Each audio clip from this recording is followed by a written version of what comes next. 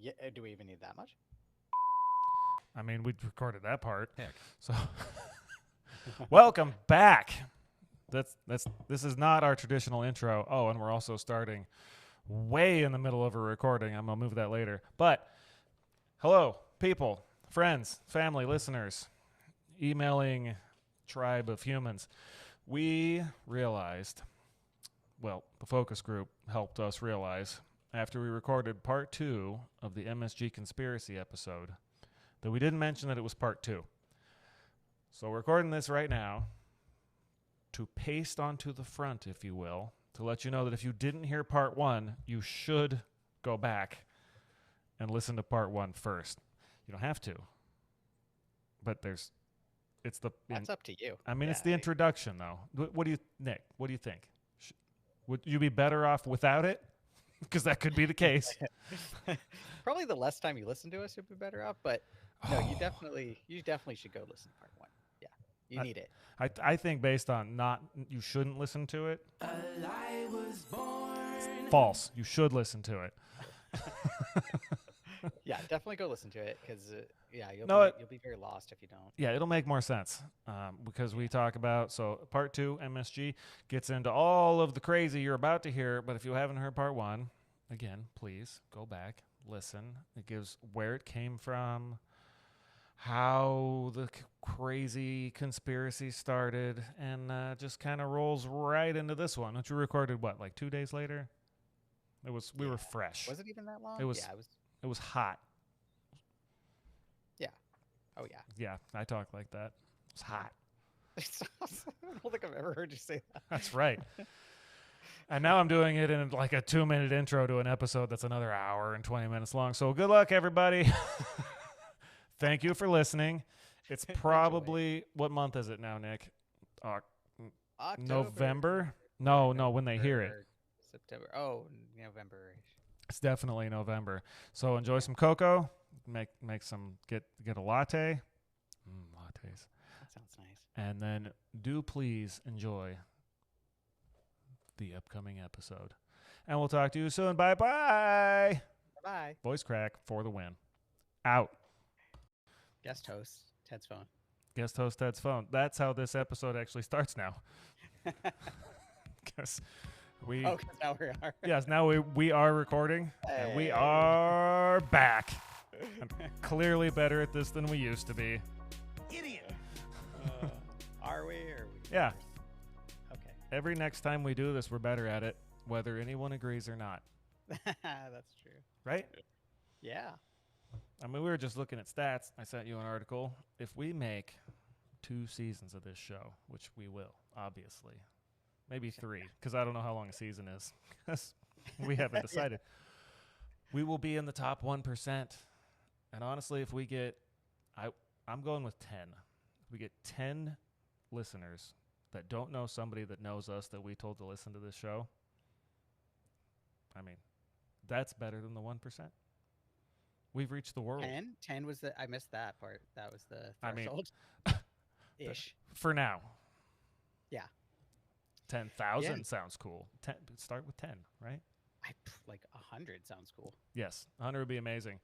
I think talking to our social media managers / our focus group, the head of our focus group, what other titles does she have?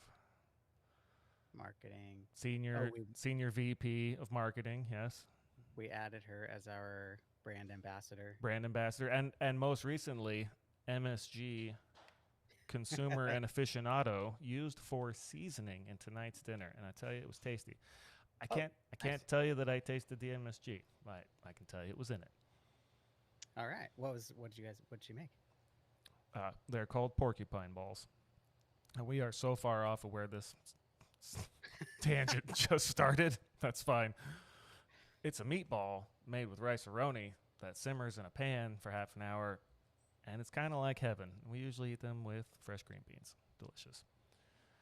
That sounds pretty good, actually. Yeah, I'm down with that. But this did start with our focus group leader giving positive feedback on this episode, and that's not actually where that started. It was that we were talking about listeners, and I use my phone, as you know, to play sounders and intros and the music that we can legally play and this and that. But I'd really like to have a sound pad so I can just smash buttons on a little tiny screen. Yeah. I don't have any idea how to use one. They're not cheap. We were talking about me using my phone. She goes, why don't you just get a sound pad? I go, because that's a lot of money for a podcast that might be heard by 17 people. So that's where I went to. I went to 100. And I was like, I tell you what, if we get 100 like unique listeners across all platforms, because I plan on putting it on 3 or 4, and I don't know how hosting works, and I don't want to pay for it. So I was planning on just going to, I think YouTube is the most popular, obviously. Apple Podcasts is very popular. iHeartRadio is very popular. Spotify is where I registered this first. So I'm going to throw all the feeds on the things. And if we get that many new, unique listeners in season 1, I'm not going to say I'm committed to buying a pad board, but I probably will. Yeah, at this point, I think it's just one more little add-on. Oh, yes, Well, just a little not expensive box that has to be programmed. I have no idea how to use. It's fine. I'm looking forward to it. And resale value, yeah, maybe. I'll be buying used because that's my market. Yeah. And then if it doesn't work out, you just used market. Seems fine. I think we could find one that's not crazy expensive. No, they're not bad. In terms of if you were like a music producer and you needed a thing, not bad. Yeah. If you were a couple of guys who had regular jobs and did this not regularly, I mean, you don't need to buy one. But do you not need to buy one? Instead of scrolling through pages to be able to do things like, I could just smash it. Bam. Yeah. Wait, where did this is completely off topic. That's not pretty standard. It's it's related. Okay. You mentioned sounders, Yes. and I had never heard that term before. Did you make that up? No. Oh, that's like what they're actually called? That's so interesting. Sure. Yes. Okay. I mean, it makes perfect sense. I just had never heard it before. And again, talking again with my wife, it was before we were recording this evening. She's heard, and I've heard them both, exactly 2 other podcasts that have sounders. And one of them is an amazing podcast that has hundreds of episodes, and it's about paranormal stuff. And I'm just going to tell you, it's called the What If Podcast. And about half of our sounders might be from that show. Some of them, I've actually just pulled the audio of them talking to use in our show, because nice. I find that podcast incredibly entertaining. Another one has sounders, and they talked about it on their show, and I went and I listened to it, and it's almost like they're put in post-production because the noises come through, but it's almost like the people talking didn't hear them. Oh, okay. Yeah, And I found that, not like I'm some connoisseur, but I found that it's just less interactive, and it felt like it just fell flat to me. Yeah. And maybe I misheard it. I don't know, but yeah, that was the inspiration. That was why. Go ahead. I've certainly heard them called drops. That's like a common term, which I guess they're probably the same thing then, because it's like what they do on the radio and that. Yeah, sure. I know what the radio is. But so is that new? Do people know? Yes, listeners, radio. It's the Yeah. greatest new thing ever. The iHeart Radio app that I use, and I'm not advertising for at all because they're not paying me. Unlike Taco Works or Chia Chips that I will advertise for, even though they're not paying us, but they could send us chips. They claim to be the most listened to. I was like, more listeners than the radio, maybe. I don't know. Or more listeners than 10 years ago. Like, yeah, it's 10 years later. That makes sense. Yeah. But yeah, and that's good on them. I'm sure they're making money, and that's fine. And we're not going to talk about them.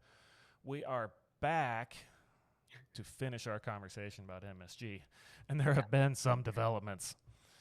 Since we finished recording, we left, I wouldn't say it on a cliffhanger, about how the conspiracy, that I'm calling it a conspiracy, more it was just some questionable science, is probably a better term, that led to a lot of years of a lot of people thinking that this stuff was bad for you, or it could kill you, or that everyone was allergic to it, or I don't know.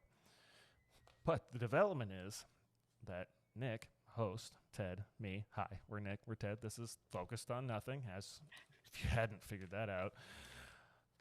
We both ordered ourselves a pound of MSG off of the internets. And we both have them in our hands. And I think it's important to note that it's the original brand. Yeah, I think that's the best part. I actually ordered it and then looked at the quantity and realized it was an entire pound. And it was probably the most affordable one. It was $7.99. I will admit that I got it from the Jungle website, and it looks like, fresh, sealed, delicious. Yeah. Made in America, this one, even though it's from the original company. They have an American distributor, apparently from Ontario, California. And there's this cool little label on the back that I didn't know about. It says, no MSG, plant-derived, backed by science, made via fermentation. No, as in KNOW. Yeah, not doesn't have, because all it has is MSG. Yeah. Straight MSG. This is uncut. So off air, Nick and I are talking about relating back to the bouillon Everclear conversation. Should we taste this as we record and provide reactions? I've never tasted straight MSG. I bet it tastes a little salty. Yeah, probably. I'll go for it. Let's do it. All right. Oh, are you on? No, Okay. I'm doing it. Here we go. It's like the old lick the finger, get the salt, and have a. That's very not square, like table salt. Oh, did you do it already? Yeah, sorry. I'm just looking at it. No, how is it? It's good. It's not that salty. It's not like, it wouldn't be like licking your finger with a bunch of salt on it. It's I'm not sure how I feel about that. I think I don't know, the first thing, it tastes like creamy salt. Well, it's supposed to be the essence of umami. I believe it says Yeah. that on here. Umami seasoning. Yeah, it's like a creamy salt. I don't know how else to describe it. It's good. It is good. It's I- actually really good. I will continue to put it on all of my food. And now that I know how it just tastes, like with salt, I've oversalted a lot of food. I'm not proud of it, but it's happened. Oh, I put way too much salt on everything. It was probably a couple times ago, I make Santa Maria beans in the Instant Pot. Amazing. And then afterwards, I have to put in the salt and garlic powder and season it all up. And I oversalted that once, and then I had like 5 pounds of beans that were way too salty. Oh, no. And I'm too stubborn to throw away. Yeah, you're going to eat those beans. Oh, I ate them. Oof, that was a challenge. We got there. Along with a couple gallons of water. Oh, sorry, cut you off. There's a lot of That does information end nicely, though. too. What do you got? It's just there's like the servings, like usage suggestion. It's a smallish bag, and It's a pound. I mean, the bag's Well, not yeah, that I mean it's a big. pound, but like It's a lot. talked about like how much you should use for soup, fried Yeah. noodles, fried rice, and then it talks about umami as the savory flavor, which we already It discussed. is. It's like umami. It's umami salt. Surprise to no one who actually Yeah. knew. Yeah, it's umami salt. This Delicious. is this is made from corn through fermentation process, similar to that utilized to make soy sauce. So if you weren't afraid before and you're still listening to this amazing content, order yourself up a bag. Support Ajinomoto. Get Yeah. yourself some MSG. Yeah, After I like them. or during, or pause it and come back, after you've learned about the wild ride that occurred after I had mentioned that a Dr. Robert Ho-Man Kwok, I'm going to go back to disclaimer. If I Dr. Ho-Man mispronounce That sounds anybody's Korean to me. name, I believe he was Chinese. Oh. Which doesn't make this wilder because it turned into a Chinese food conspiracy. It was just a dude. He was a pediatrician who lived in New England. It was like, my tummy hurts. Asked a question. After that, it blew up. I don't think he was trying to do anything nefarious. Yeah, so from the sound of it, he was just kind of reaching out. Was like, Yeah, Hey. to the scientific doctor community, Yeah. journal of medicine. Like, you guys know anything about this? Just me? yeah. Right. It's So raining when he from- wrote the letter, he was complaining about pain. Doesn't say pain. It says about radiating in his arms. I'm gonna assume either he was his wavelength changed and he was glimmering. Possible. But that weakness, doesn't say where, just general weakness. Heart palpitations, and this was all after eating at Chinese restaurants. The article that I had referenced before, which was either it was probably sciencehistory.org or 538.com, and Bad Rap, Flaw Science, and Xenophobia. And I will put those links because that last one doesn't sound like a place to get information from, but it was a good story. Good article. Anyhow, it says he mused, so I guess the latter.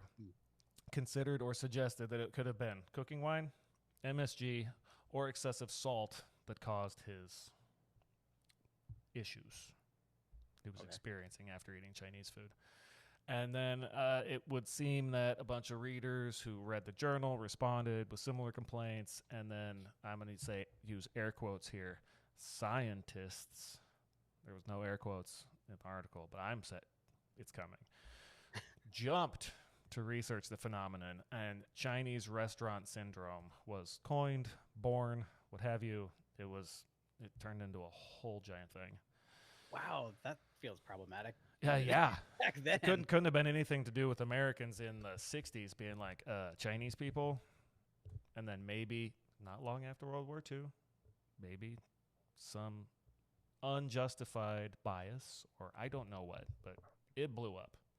Yeah. Okay. Yeah. So a month later, the New England Journal of Medicine printed 10 responses from other doctors. I only have research from 2 of the doctors, but they said they reported discomfort after eating Chinese food, either in themselves or friends or patients. People, I guess, come in and be like, yo, doc, I ate this Chinese food. Don't feel good. That could be any number of things, right? Yeah, as if there's not a million other ingredients. Yeah. Or Allergic to, possibilities. Sometimes a restaurant might have some bad food, and they might not usually. But I've been to places and gotten sick, and I've gone back to the same place because it was good food, and I don't think it was their fault, and they weren't trying to poison me, and they don't have like a F on the health, rating.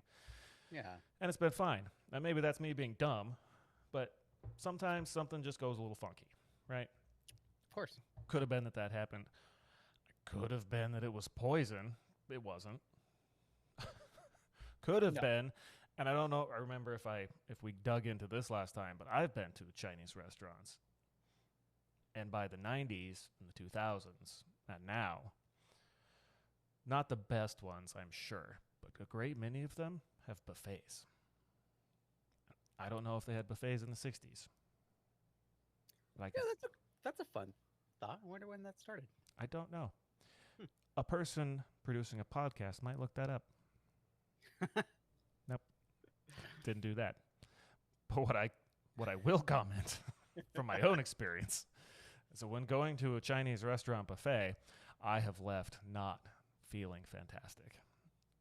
And you know whose fault that was? Couldn't have been yours. There's just no way that you would. All right, good. We agree. Yes, wasn't me. It was eating pounds of the most amazing food and then going out and just waddling out of the restaurant like, oh no, this was a mistake. I already know. I'm going to Yeah, regret literal this. pounds. I mean, Yes, talking. bad idea. Yeah. So that may not have been a cause of this discomfort that they were experiencing at the time, but since I don't know better, it could have been. Could have been, but yeah. I don't know. The symptoms cataloged in the letters included. Yes. Okay. So yeah, that was Yep. my next Here's- question. here's- Are they consistent? on symptoms? No, Yeah. no, but we'll No. go Okay, through 'em. Great. Off to a wonderful start here, guys. Good. Here's another one of Crystal's favorite segments of the show also. It's called Ted Reads Lists. It's a good one. Symptoms included fainting. Yep. Okay, just leaving that there. Back Okay. spasms. Okay. Sweating. Not to be too personal. I'm sweating right now. Maybe it was the MSG. Doubt it. It's being in the warmest area of this room in my house that has little airflow. Dizziness, flushed skin, and this one's particular, numb jaw. Okay. Yep. If your jaw goes numb when eating food, I honestly would advise against doing that again. Like, I've been sick. Yeah. I might have a sensitive stomach. My jaw has never gone numb. Never had back spasms. Nope, I've never fainted either. That's the list I was given. That's what we're going with. Right. Yes, sir. Sorry, you were speaking. No, Oh. you're good. Right. Okay. Next note, possible links between them, anyone's guess.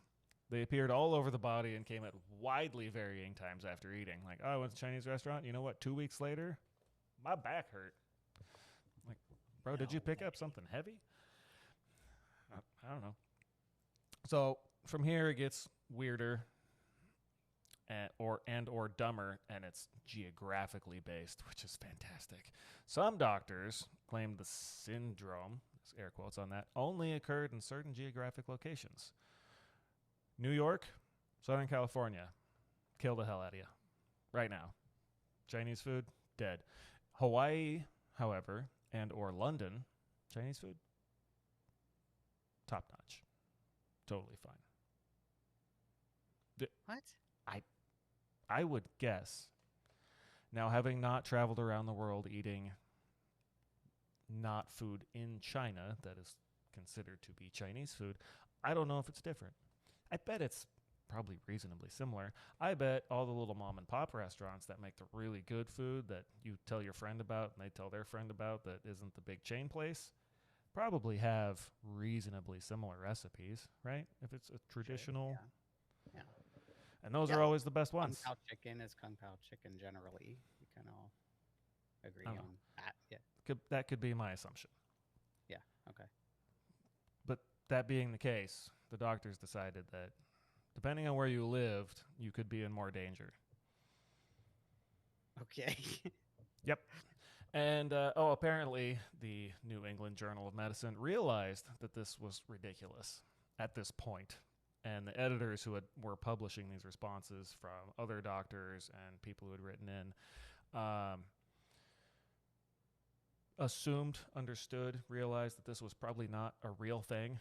And the verbiage used was that they implied as much in a smirking editorial accompanying the replies, wondering aloud about the odd geographical spread and other issues with the claims. So, Okay. yeah, so they seem to be self-aware. That's good. I like that. Yeah. We're publishing this, we're getting a bunch of action on it, but this doesn't seem legitimate, right? Yeah. I mean, this is a journal of medicine. Journal of So Medicine. This is Yep. this is a legitimate source. So, right? so what would you assume, given that the Journal of Medicine seemed to be poking fun at it, what would you think newspapers might do with this information? Yeah, they're gonna pick that up and run with it. Uh-huh. That is exactly what they did. That's unfortunate. Uh-huh. Just blew the whole thing up. And then once newspaper got it, another newspaper got it, and it just spread like wildfire. And all of a sudden, this new syndrome that wasn't even a real thing and had no medical backing existed. Yeah, my thought would be that syndrome, that term, you said it was the Chinese restaurant Syndrome. food syndrome. Chinese restaurant syndrome. That's a newspaper written. Oh, that's a headline all day. Someone coined that, or they grabbed it from somewhere and they just took off. Because that's you publish that, people are gonna immediately be interested. And the whole thing started because one guy who probably, I'm going to give him the benefit of the doubt, legitimately was like, is there something to this? And then there were responses. It was published. There were responses. There were more publications. Newspapers got a hold of it and just blew up the country about it. Mm. To the point, like, I'm from the 80s, early 80s, if you will. But I remember seeing in movies signs for Chinese restaurant, whatever, person's going to the place, no MSG. And I remember seeing them, I think, maybe it's a projected memory of actually seeing those signs out in public. No, I'm pretty sure I remember that too. I don't think I'm planting that in my mind. Yeah, but no one could agree on the symptoms. No one could isolate the root cause. But there were a few people who were just on board going to prove that this was a real thing. So how did this end up really taking hold then and holding on for so long? I think that all the propaganda was enough, but there were a couple of dudes who decided to do some studies. And we're going to say that loosely and probably should be in air quotes. And we're going to talk about those studies because it is a ride. I only hope I can get through this and portray the story as wildly as it reads to me because it's just crazy. Yeah, I can't believe I didn't. I have a couple of really good Chinese friends. I should have consulted them on their thoughts on could this. have had guests. I know. Darn it. Yeah. Oh well. We record another one episode later. Maybe we'll just be like, "Hey, throwback, callback." Yeah, we should add on to this a little bit. Confirmation. We should do part 3, 4, 5. This MSG could be our entire podcast channel. Yeah, I like it. No, it's a terrible idea. That's really bad. Episode 433, making beer with MSG. Hello, friends. Probably shouldn't do that. So, first guy, a neurologist, who actually originally replied, I think, to the first mail letter inquiry, said that his initial response was that he cooked with it all the time and never felt a thing. You know. Okay. I'm sorry. He's a neurologist. I don't know how relevant that is or relevant it is not. But the second article, I believe, references the same guy that said, and it gives his name, neurologist Herbert Schomburg, cooked with MSG at home and the syndrome was not a big deal. Symptoms usually passed in, says 5 minutes, after which he finished his meal. Like, I don't know, maybe a little gassy. I don't know. Sure. A little backspasm and then. Yeah. So after his initial response, he got to, and I even put in quotes here on my notes, the real science. He reported to the New England Journal of Medicine having visited local Chinese restaurants for several consecutive days. Now, I want to make sure I share this accurately. He said, it seems fine. And then he got an idea. And his idea was, I'm going to go to my local Chinese food joint several days in a row for breakfast, lunch, and dinner and eat everything on the menu and see if I can induce some symptoms. It's like a supersize me situation, but with Chinese food. Yes. That was my thought. I was like, if I changed my entire diet for several days in a row, breakfast, lunch, and dinner, or you changed or a listeners, imagine this for a moment. You changed your entire diet, something you have from time to time too. That's all you eat. Do you think that might mess with your gut a little bit? Yeah, it's not. There's just no way it wouldn't. Okay, so that's how he started. And guess what? He, in essence, found what he was looking for. It says he experienced symptoms after eating wonton soup and hot and sour soup, both of which he determined, because he decided, and he's a doctor, contained MSG. And that was why he didn't feel good. He didn't even ask? I don't, it just says. There's just one guy. It says he determined. And I put in parentheses, it's unclear how. So I don't know. It's so disturbing. He's a smart guy, right? He's a doctor. Yeah. Okay. Typically, that's implied. You would at least think that he'd be a scientific man. A doctor. Yes. And we are just about, the science is really it's gonna ramp up here in a second. Okay, because we're gonna go straight to the moon with science. This is a terribly unscientific. Okay. Yes. Oh, study. I appreciate your input, and I'm going to share with you what he did next. Okay, wonderful. In his next bit of research, Schomburg did a blind study. Gave MSG to 3 volunteers, though one of them was himself. So 2 volunteers. Yep. And apparently the 2 actual volunteers, reacted badly and presented symptoms such as faintness, again, fainting. Okay. I don't know what's in food that makes people faint, but it's either so good you're just experiencing so much that you can't handle it and your brain turns off, or it's killing you. I don't know. But faintness, racing hearts, tears, and nausea. I mean, if my heart was racing and I felt faint, I might cry. But do you? I'm sorry. Are you sure they were eating? No, that's the research I have. That's the article I read. Question. Well, sounds like they were doing something else. Do you know what else causes all of these symptoms? And it's a simple thing. It's not a trick question. I'm not trying to fool you. So, what are we looking at? Faintness, racing heart, maybe tears, maybe nausea.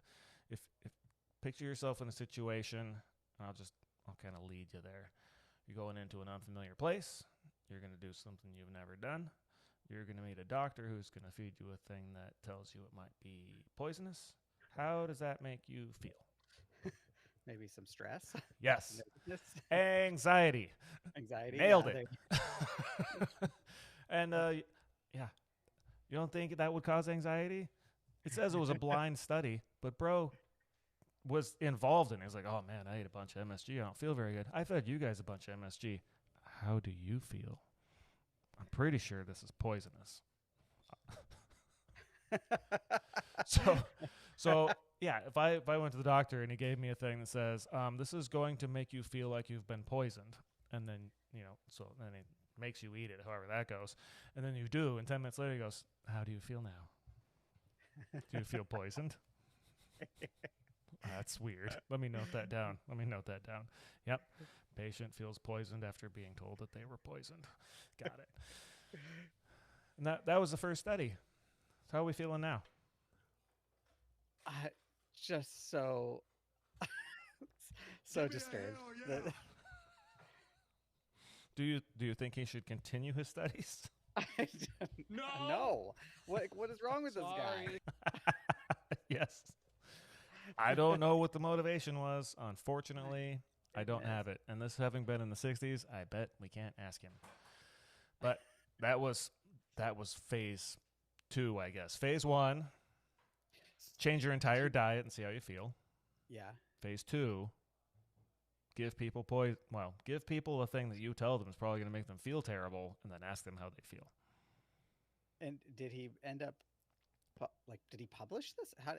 I think he must have. He must have, yeah. Because it was in you can Google this, it's everywhere. Yeah, what crackpot publication put this out? And most of the ones who have commented on it now do go back and say this was not scientific research, and it ends up being with the conclusion that we already shared, that MSG is fantastic. It's not for everyone, gluten's not for everyone. Some people probably do have some physical reaction that makes it not cool for them, and that's fine. But in general, it's a seasoning. Yeah, well, we already established, it's salt, basically. Well, I mean, it's a salt. It's a natural plant derived. It occurs in ingredient. I think, like naturally produced in, I think, the meats and tomatoes, and I don't want to go off and say a bunch of stuff that's inaccurate, but it does occur naturally in nature. Yeah, yeah. That was how Homeboy figured it out. He was eating soup. He was like, "This is amazing. Yeah. Why is this amazing?" And it was just eating things with natural foods in it, right? Yeah. So yeah, it is. This is the refined, extracted, not necessarily concentrated. It's just the pure version of it that you can use to spice up whatever you like. Yeah. But back to, I didn't hit the alert. That wasn't much of a side quest. So those were his first 2 rounds. Third round, 7 months later, guy published another study. In part 1 of this study, he got 6 volunteers who had all suffered, air quotes, attacks from the mystery syndrome at a Chinese restaurant previously. I don't know what their symptoms were. I don't know how long they lasted. I don't know if any of them had the same symptom. But 2 of them apparently were taken back to the same restaurant and suffered attacks while eating soup rich in MSG. I think maybe good food just makes them feel bad. This, no, that's not the case. Honestly, it sounds more like PTSD than a scientific study, right? Like I went here and I had a really bad time. And like I had mentioned, I've gone to restaurants that I got kind of sick afterwards, and then I've gone back to them. But I would totally understand if you went somewhere for the first time or even the 100th time and their food made you sick, you might not want to eat that food again. Well, we all know somebody, or we've heard stories of somebody that's like, I can't eat scrambled eggs because had them once, too runny, threw I up. was 2.5 years old, and I had a bad experience with it, and it's like 30 years later, they still can't eat them. You're like, well, there's a very strong connection. Yeah, and if that's how you feel, that's fine. But if you're taking that person and being like, look, these are good for you, you're gonna eat them, and then, but it might be poisonous, and then. Just to, back to this, and they ate them again, and they're like, oh, I don't really feel very good. I'm like, well, that's confirmation. These are bad for you. No, just digging up past trauma, my guy. Yeah. So the other 4 people in the first group were given pure MSG to eat. And what do you know? Suffered attacks as well. Now, well, I mean, we just had some. I don't feel sick. I'm a little sweaty. We mentioned that. But I don't think, again, that's the MSG. I don't know how much they ate. Are we talking little finger dab? Are we talking a spoonful? Half shot glass? Taking shots of MSG? I don't know. I'm sure at some point it would not be tasty anymore. Yeah. And what do you know? That I mean, they suffered attacks as well. And no symptoms, just attacks. Yeah, it's a seasoning. I don't eat any seasoning other than maybe the first time I get it, like we just did, to see what it's like, and then I season food with it, and I check the food, and then I have a little bite, and then I season some more, and I check the food, and that's what seasoning is. It's not you're not supposed to eat it straight, folks. Right. Listeners, don't unless you want to. Sorry. Just common sense would tell you that the amount that you're putting into that is not going to be enough to do anything to you. Well, I mean, like, if it's poison, yeah, but if it's poison, a seasoning, sure, no. Yeah, but, a half a teaspoon, because that's probably what is being used in a dish of this. Oh wait, let me check the recipe. Yeah, let's see the 1 teaspoon. It's 5 servings. But then it says soup.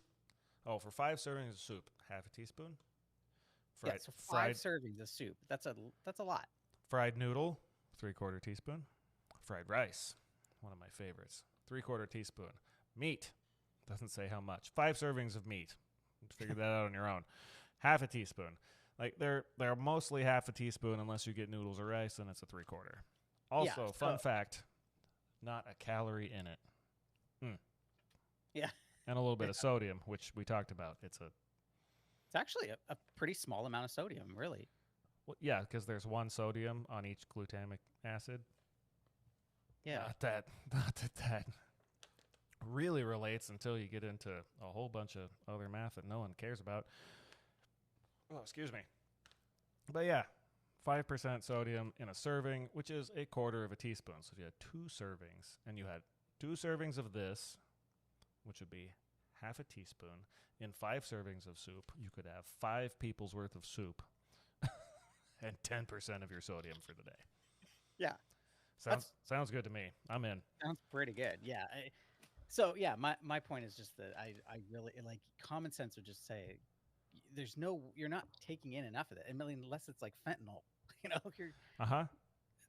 there just wouldn't be enough of it to affect you that deeply. Yes. And so, agree completely. But we have to get back to. Sorry. Okay. That's what we have to get back to. Oh, okay. So, Schomburg, he changed his diet, and that he said sucked, and then he participated in his own blind study, which wasn't a blind study.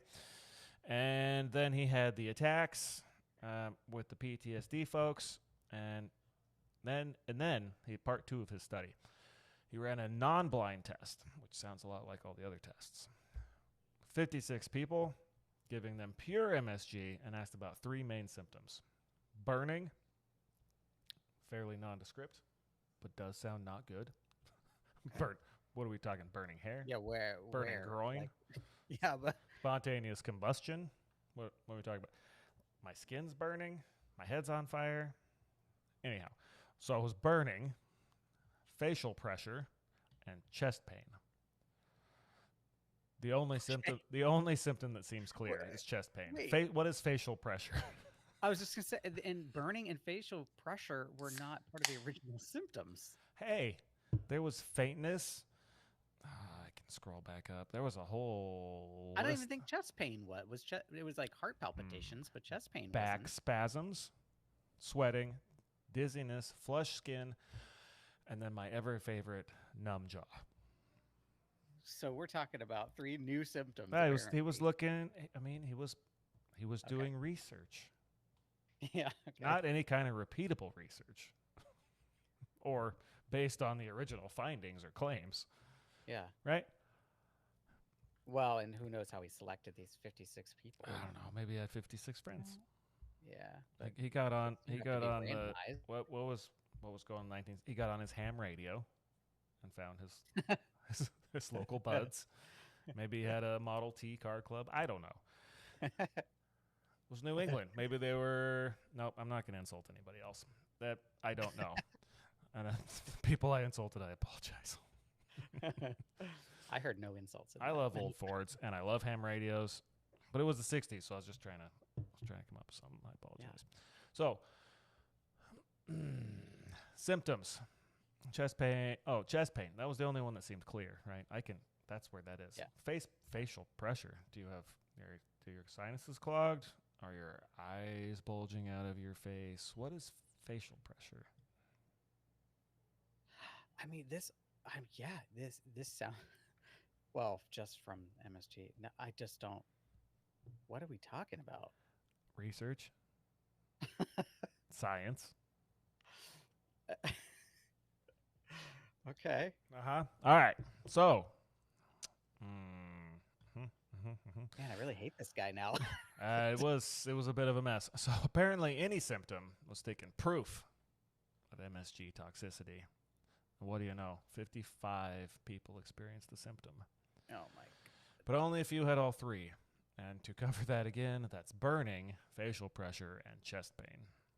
Maybe you had burning in your chest face. No, but but there's a third part of this second study. 9 volunteers with a history of headaches, so probably the best group to start with, were given 3 bowls of chicken broth each, one of which was, it says, doused with MSG. That could be a pound. I don't know. I don't know how much will dissolve in solution. I didn't check. The other 2 were only seasoned with salt. And guess what happened to the 9 people who reported having headaches? 2 of them got a headache. 2? Only 2 out of the 9. Yeah. And it doesn't, it didn't say like when. Like, was it after they had a chicken broth with MSG, or was it after they had chicken broth with salt, or was it like when they got there? Like, oh man, it was a rough trip over here. I got a headache. Like, I have nothing. Admittedly, more research might lead to having more information about which 2 and at what point. But I have to say it based on the previous experiments and research. I don't know if that's necessary. None of this is necessary. Yes. Yes, I'm none of it not is. even- This is the guy who in the first letter, I'm assuming it's a letter, came in to the New England Journal of Medicine. He was like, I cook with that stuff all the time. It's fine. So how much of this was necessary afterwards? None. And this is the research that people referenced to believe that this was a real thing. Oh, yeah, no, MSG is bad for you. Look, this guy did research. He's a neurologist. No, sir. Not real research. Bad. Bad idea. Really bad. I'm not a scientist. I, Oh, but yes. Do I tell. went to college. Yes, I did too. Also not a And scientist.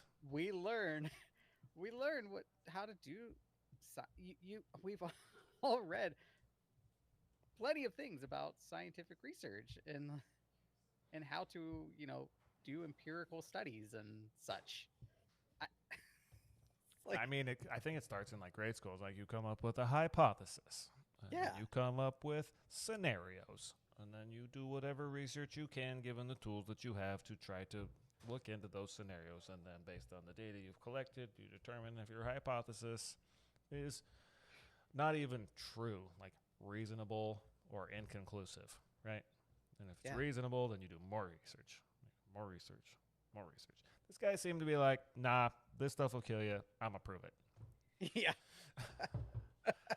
And that's example one. That's example one.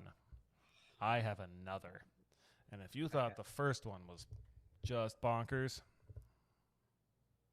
this one is going to be a treat. When did I talk? When did this start? It was in the 60s. Late 60s? Okay. That's when all of this hubbub came to be. And that doesn't really help for my next date because it was in May of 1969 that the next dude came along. Another doctor. Robert Olney, a psychiatrist. Okay. You heard me, right? A psychiatrist? Yeah. That's fine. Psychiatrists but are totally psychiatrists. I don't know how often they do lab research with mice to see how they react to drugs. But this guy decided that was his jam. So, I don't know how often he did it. He did it at least once. And we're going to talk about it. He claimed that MSG caused brain damage. And I'm not going to claim. No, I will. I'll claim it doesn't. And I hope no one sues me over that. But after 116 years, I think it doesn't. I think it might not sit well with some folks, and that's fine. But I don't think it causes brain damage. But dude did find some brain damage. Forgive my ability to speak. And that's where we're going next. So. Oh my gosh. Okay. No, that's where it goes. So apparently, Dr. Robert Olney's research started with. Oh, my son's going to bed. Good night, son. And I get nothing against any of these folks. I think they were probably like the guy who sent the letter and the first guy who did research and then this guy. I don't want to be disrespectful. But I don't think any of this is science as far as the research goes. So we're just going to talk about what they did. And here we go. Yeah. So Olney's research started with, because there are at least two phases to this, if I recall, injecting albino mice pups, that's a baby mouse, it's a pup, with a solution of up to, and because I don't know how much, it said up to 4 milligrams of MSG per gram of body weight. Whoa, that seems like a lot. We'll get back to that. Okay. He then euthanized the mice. Kind of rude, but research happens. And reported finding brain lesions. Okay. I don't know how many pups. He did this too, but it was a solution of up to 4 milligrams of MSG per gram of body weight, and then see you later, and found brain lesions. I don't know how qualified this guy was to find brain lesions. Might have been super qualified. But I will say again that he was a psychiatrist. I don't know. I didn't dig into his background. But that seems pretty wild for that to be step one in your research. Also, to your concern, 4 milligrams per gram of body weight. So there's several paths to go here. It's MSG is a solid crystalline type powdery substance. You can't just jam that into a body, right? It needs a liquid. It needs a carrier. So it was probably injected with some other liquid. I'm just going to assume it was saline solution because that's pretty neutral. Also salty. Maybe it was just distilled water and MSG. I don't know what it was. I did read, and my first observation was like, did he inject this into their bloodstream? Because this is a seasoning, like food. Like you eat it. Yeah. I don't inject seasonings into my bloodstream. First of all. Bunch of oregano just pumping into your... Yeah, no, I'm pretty sure that would kill me. Yeah. He euthanized these mice pups and then found, what did I say? Brain lesions. I think he euthanized them by pumping them full of MSG. Maybe. But no, there's actually evidence that they could live through it, and we'll get to that real quick. I just have some quick maths to do. Yeah, can we do this? Yes. Yeah. Because when I wrote this down, and I might be 1 to 2 lbs lighter. I know. Hold your applause. I weighed 235 pounds, which converts loosely. Check my math. Mathtronauts. 106,000 grams. So, if I were subject to the same study, which I would not volunteer for, just to put that out there, I would have been injected with a solution, which they don't mention, containing 426 grams of MSG.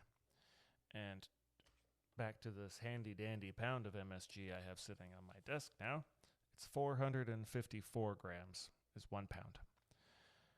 That's the entire bag. If you missed what I just said, it was 426 grams based on my weight to be comparable to the baby mice that got injected with an MSG solution. So that math comes out to 0.93 pounds, which might be how much I have left in this bag, in a solution, in my bloodstream. I'd be amazed if I lived. There's no way. If I didn't have brain lesions, that'd be great. But I wouldn't be surprised. I honestly, like a pound. Pick up a thing that weighs a pound. I don't know what you have around you, listener, folks. I don't know how much a beer weighs. It's 12 ounces of liquid. Seems close. Now imagine just injecting that into your bloodstream, but it's a salt and it's got some other liquid. So it probably is 2 pounds, 3 pounds. I don't know how many liters that is. Wow. Yes. I wonder how he came to that. That seems like that was his, like, I'm going to do this and I'm going to prove it. MSG will give you brain lesions if you inject it into your bloodstream at a rate that's just obscene. Yeah. Good job. I mean, anything would do that. I would feel really, really, really not good if I ate a pound of MSG. Yeah. I mean, literally drinking, like a gallon of water could kill you. That's just... Not runners. Some people in the past, after running long distances, even if trained, if you would drink way too much water afterwards, it can kill you. Yeah. And water's typically known as being a healthy thing to consume. It's where you kind of need it. So. Speak for yourself. Sorry, I'm just being controversial so we can grow our fan base. No. I mean, if you don't need water, I think that's nope. fine. Nope, water's good. Okay. I'm not going against that one. But the point is, it can be toxic in large quantities. Yeah, if with enough of it. Yeah, so imagine injecting a pound of MSG. I mean, for me, because I'm a larger fellow, but that's an insane amount. Man. It's absolutely insane. And so he did that, and then he decided that wasn't quite far enough over the cliff. He was going to do another experiment. Okay. All right, you ready for it? Yeah. Okay. He injected 20 more mice with an even higher concentration of MSG, and I assume that they were meese pups, and allowed them to live to maturity. So, pups, babies, whatever. Yeah. In his scientific, air quotes, findings of these mice when compared to the 18 control mice, which apparently had 18. So he had 20 that he just jacked with MSG and had 18 control mice. The ones all jacked on MSG he found were sterile, were smaller, and gained weight. Yep, talking is difficult. More rapidly than the control group. Were lethargic and had coats that, he quoted, lacked the sleekness of the control mice. Based on these findings, he did what he thought was best for probably the public and declared that pregnant... Oh, God, I wish I could talk. This would be so much more entertaining. He declared that pregnant women should avoid MSG due to the potential damage to fetuses. Now, in any of the things that I just said, did you hear anything about pregnant mice? No, how the hell did he jump to that conclusion? Okay, I have another question. Did you hear anything about... Now, we've already answered it. They weren't pregnant. Did you hear anything about fetus damage to mice? No, because obviously they weren't pregnant. There are so many things wrong with this conclusion. Most of which I'm sure I'll miss. But the guy, again, is a psychiatrist. And maybe he was a brilliant psychiatrist. But he did no testing on pregnant mice. And he pumped them full of even more MSG. And Nope, just let that sink in. But there's a bright note to this one that has nothing to do with Dr. Robert Olney. That's his name, it's got to be. It is that, a few months later, 3 physicians that I don't have names to, actual people who wanted to do research and provide truth for humanity, responded to his study with some facts debunking his entire story. Firstly, which we've talked about, the amount he injected was excessive. Like a whole pound, if it was me. And they didn't even eat it. It was injected into their bloodstream. I don't know. I like broccoli. And I've seen this meme on the internet, and I'm sorry for internet meme reference. I like broccoli. I can eat broccoli. I don't know if I could inject broccoli into my bloodstream and live. I would bet it's a bad idea. I can't. Yeah. So, but assault. I mean, it's assault, so you could live through it. That's what a saline solution is, right? It's a salt water, and it's hydrating, and you need electrolytes, and so that's fine. So this is technically a salt, but that's not how people consume the thing. So if you're trying to figure out if it's going to have an adverse effect, maybe it should be consumed. I'm just deeply surprised that these mice lived through that. The fact that they just lived at all, good on them. But what they did, like he probably didn't talk about methodology in terms of like how like you said, what did he put? How did he deliver it? It was injected over what amount of time? Probably as quickly as you could jam it in there. That's a guess, but that's probably not unreasonable considering the rest of it. Yeah.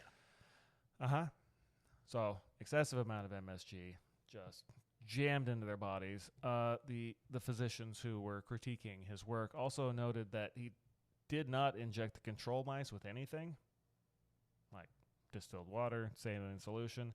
The volume of liquid it would take to transfer that amount of MSG into them was probably significant. And the control mice were just like, oh, you're a totally normal mouse. It wasn't just that the MSG was missing. It was that they weren't getting just a pile of liquids jammed into them that could have also had extremely adverse effects. Mm-hmm. Yeah. Wow. Yeah. I mean, I think you might be surprised by the answer because Yeah. just it's this 3-letter acronym and it's this scary, made non-natural produced seasoning and it's bad for you. No, I mean, not any more than anything else in moderation, I suppose. If you don't have some aversion to it, like if it physically makes you sick, yeah, don't eat it. But in general, it is a salt. It is a seasoning. It's not going to kill you. People in the United States were consuming MSG in canned soups and TV dinners for decades without even knowing it. It was so popular, it was brought over by the Chinese and Japanese as well. And the U.S. government, it was like putting it in MREs. Like, it's not, it's not hazardous. No, it's not. But the craziest thing, and the reason I decided to call this episode Conspiracy, because it took exactly one letter by a potentially well-meaning guy to a medical journal to just change the face of this seemingly,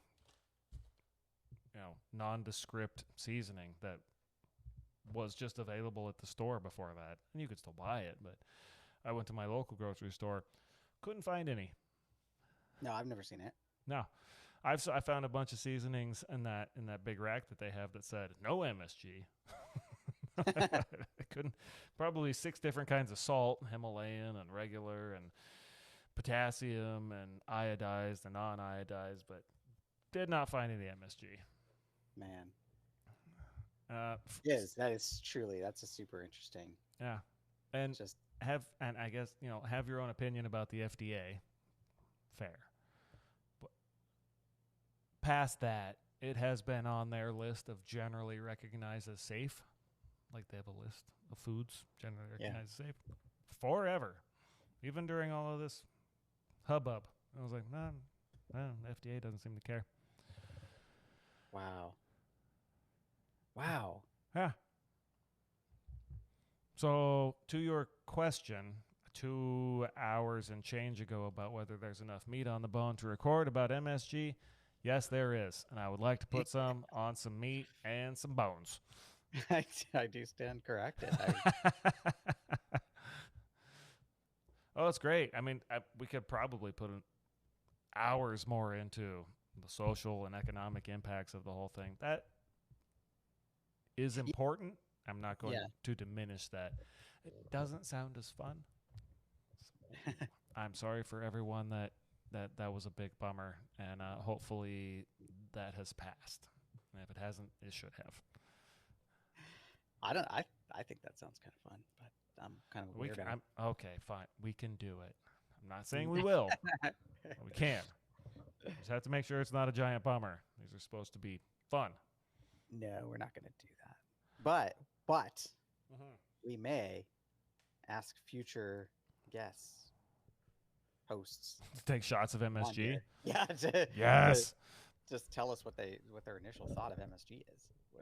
What I need to do is get some Taco Works tortilla chips. Hello, Taco Works. We love you. And we could give them to our guests because MSG is fine. Those chips, life-changing. I'm telling you, they're the best tortilla chips that have ever been made, and I don't care if they send us any, though I'm fine if they do. That's focusedonnothing@gmail.com. We will give you our address. Oh, that was actually, I think, our focus group. Spoiler alert, it's my wife. Listened to most of the previous episode and then said that she would listen to the rest of it after we record this because, you got to keep that content moving. Got to be on deck. That apparently was her favorite part of that whole episode was when I said I was going to send them the RSS feed to this and begging for some excellent foodstuffs. I'm here for it. If it works, great. If one person listens to it over there and they're like, nope, we don't need to send this up the chain, that's fine too.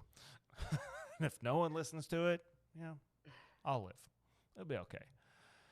How far are we into this? We are recording. I don't know. There was a snafu back there. Someone may have noticed. I don't know if they will or not. Oh, apparently your audio stream went from stereo into mono, but it's recording. So I'm gonna say that I apologize for all of that, but it looks like it's fine, and this will get published anyway. Thank you for listening. So the last thing I did, which we can get into if you want, or you can choose not to, I went to my local grocery store and did field research to see if I could find foods that have MSG in them. And I am willing to read off a few of them. Not willing.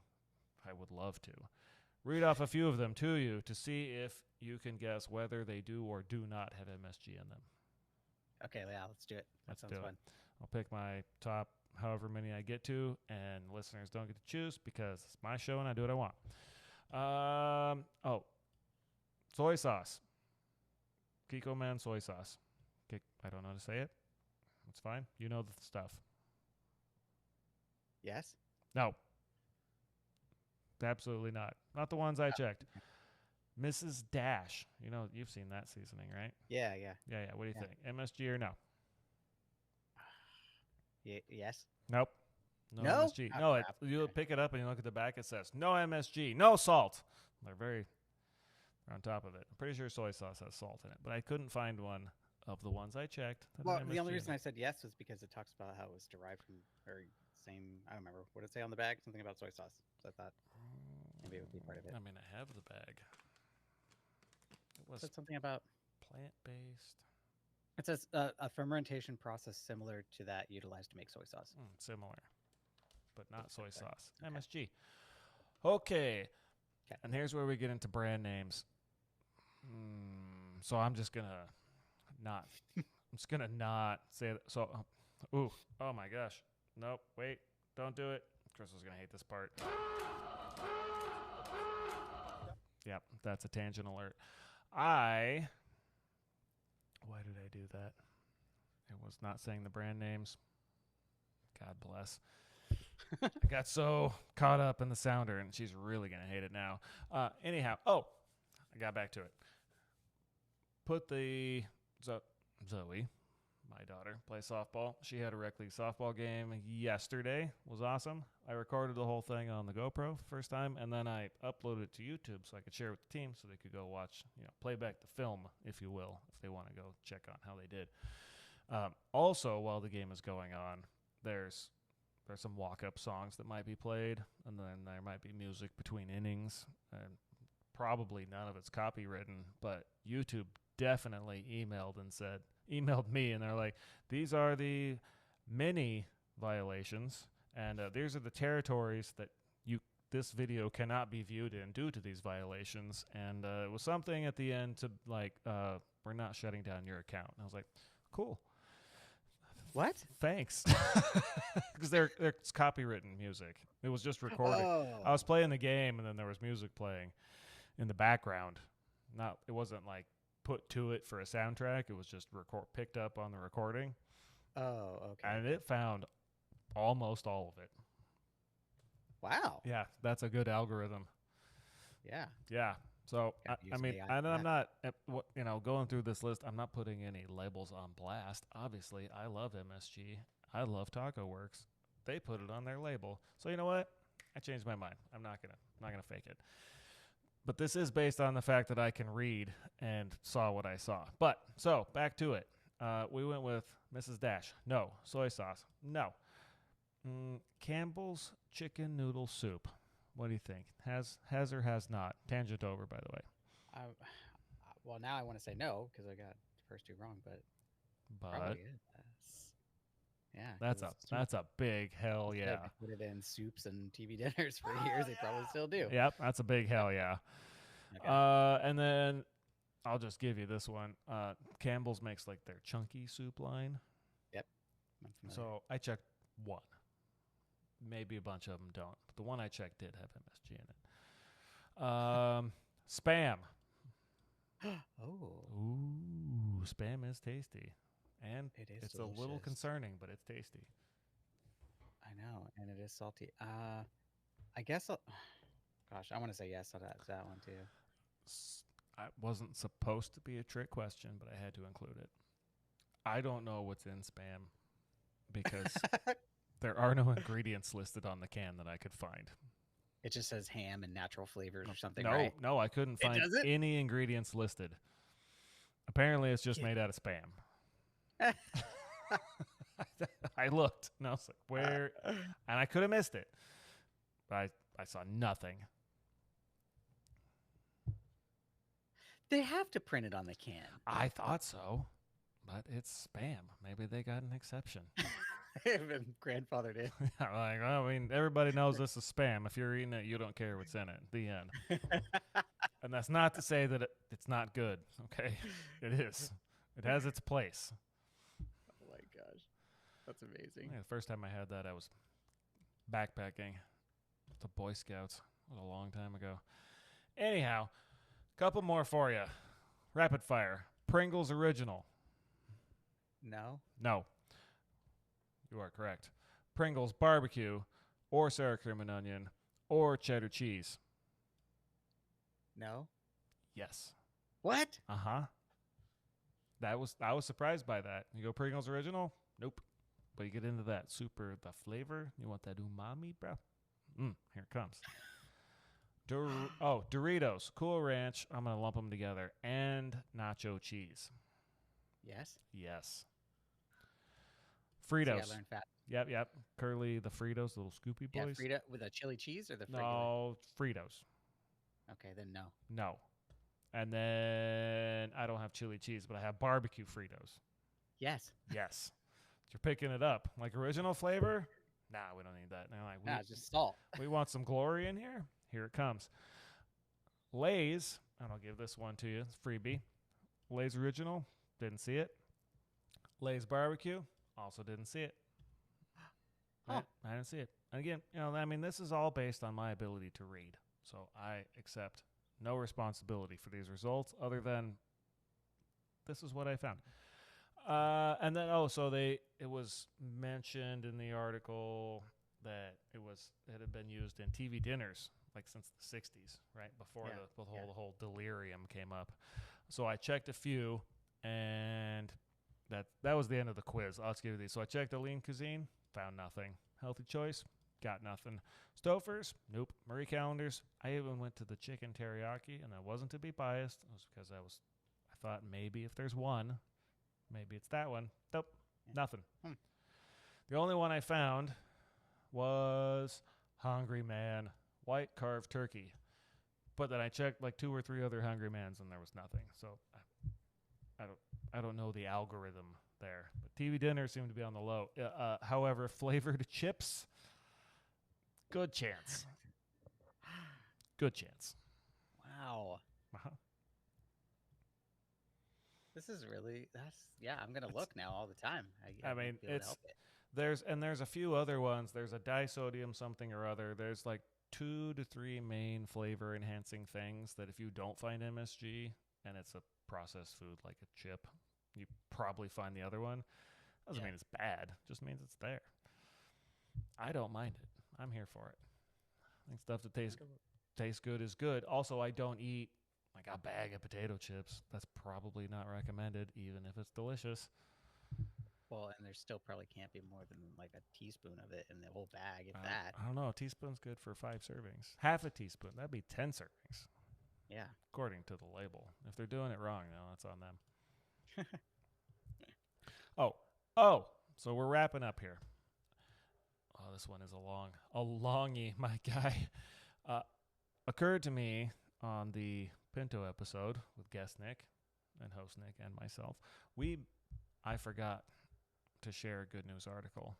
And I had an article all keyed up about a tiny garden turtle that escaped from its garden for like 30 days.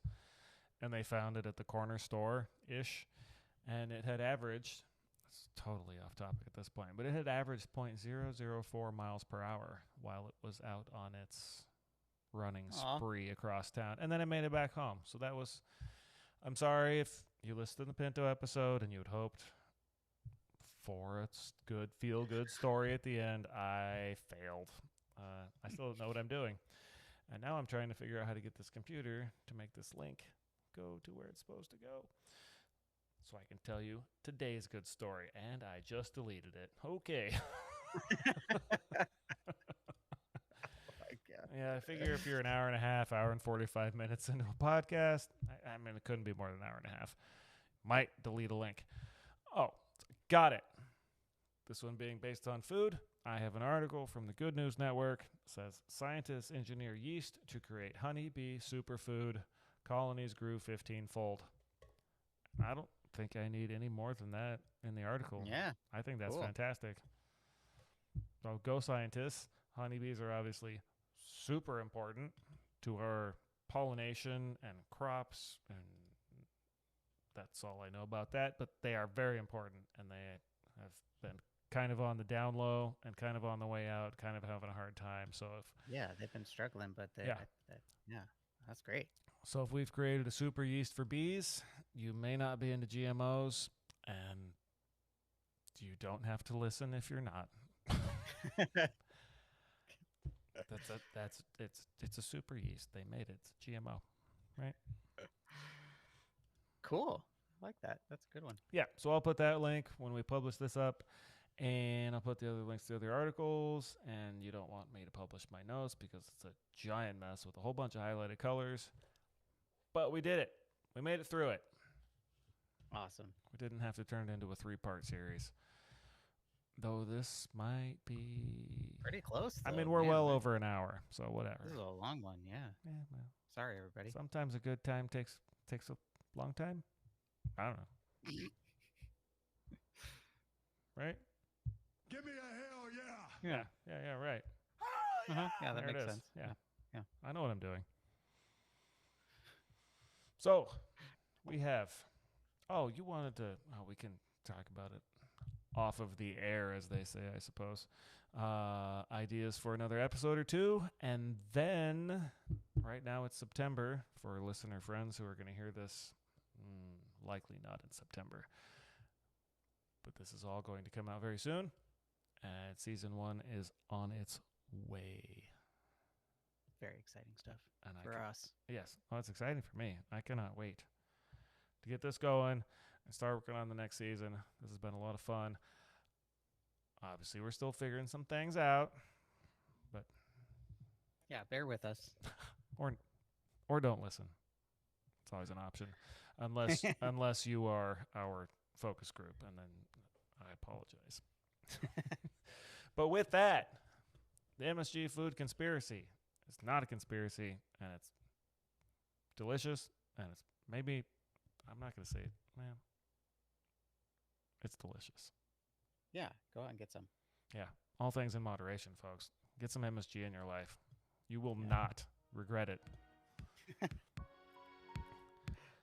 I mean, Unless you're Schomburg or Olney related. I don't think those guys have to worry about it anymore. Unless you're their grandkids or something, though. I don't know. Nope, we gone. Bye-bye. Bye.